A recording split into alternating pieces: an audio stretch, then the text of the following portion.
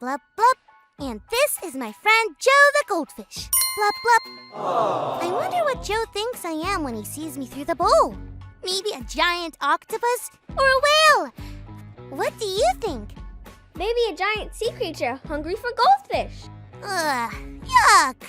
I would never hurt you, Joe. Or eat you! Looking at Joe in his little bowl makes me feel really big. But other times, like when I look at the stars or see a firework explode across the sky, I can feel pretty small. Have you ever felt really big or really small? That gives me an idea.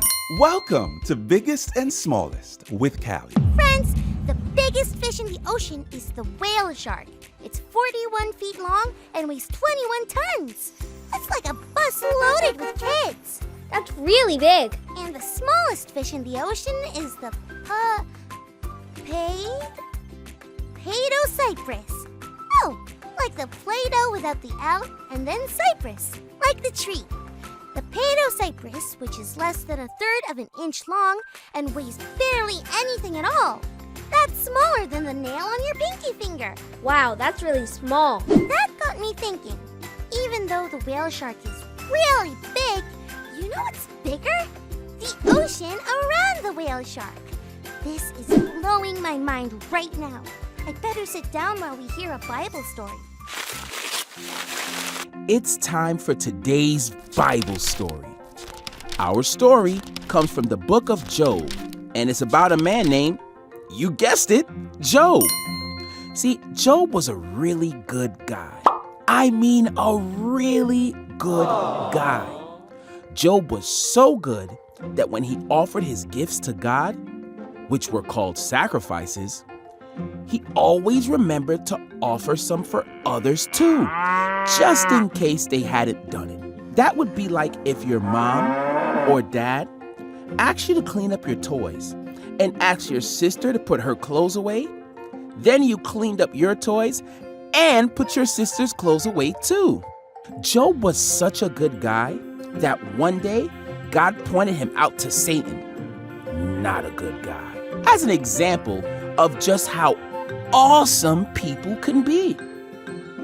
Satan didn't like that at all and decided to test Job to see how awesome he really was.